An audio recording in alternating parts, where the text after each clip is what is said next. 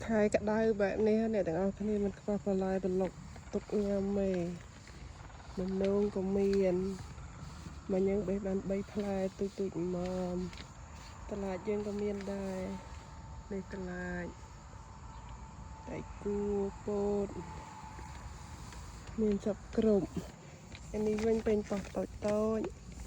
ពោតបារាំងនេះអត់ទាន់ចេញផ្លែទេមានគល់ក្រៃមានទេគល់ក្រៃនេះល្អអ្នកនរគ្នាដាំនេះច្រើនគួរសម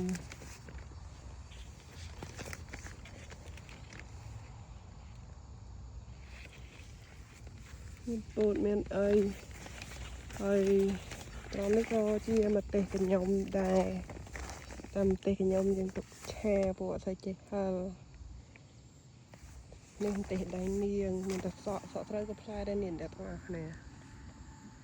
ផ្លែបានប៉ុណ្ណេះហើយពោតប្រាំងនេះក៏មានផ្លែដែរហើយមុននឹងបេះហូបអស់មួយមានតឡូងនេះយើងមើលមកដាំទេឥឡូវយើងគួរសមមកគេដែរកន្លែងមកដល់ត្រង់នេះកន្លែងបងប្អូននៅប៉ាល់មានទេសសមទេសដៃនាងយើងនេះបងប្អូនខ្មែរយើងនេះ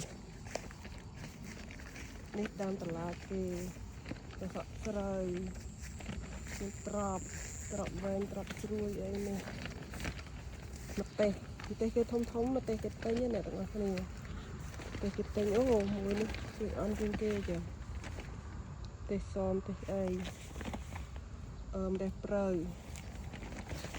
គេសាច់ធំមកទៅនេះបេះមួយឈ្ងុយអត់ឈ្ងុយដែរតែអត់ទៅឈ្ងុយខ្លាំង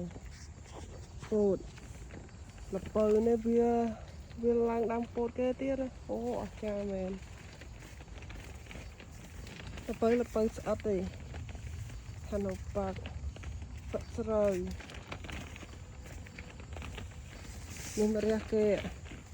ចាស់ម្រះមើលហើយនេះខាងល្មើបេះនៅមានតែខាងក្រហមទៀតនេះក្រហមខាងក្រោមនោះក្រហមខ្លាំងនេះក្រហមឬក៏ទុំអ្នកទាំងអស់គ្នាអូតសក់នេះតសក់ដីណែដាំល្អមែនតើនិយាយទៅដាក់អីក៏ដុះធំលឿនដែរបើយើងដាំចិត្តភ្លឺគេរៀងអែបមកនេះម្ចាស់ស្រែនេះគាត់បាញ់ថ្នាំស្មៅអីចឹងទៅ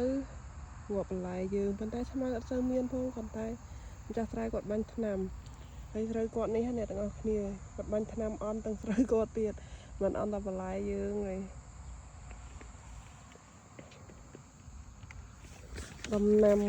ហើយក៏ដៅចេះមួយមិនបាច់ទៅណាគាត់តែខ្ញុំមើលចេះក៏អារម្មណ៍យើងស្រស់ថ្លាដែរស្រស់ស្រាយតាមនឹង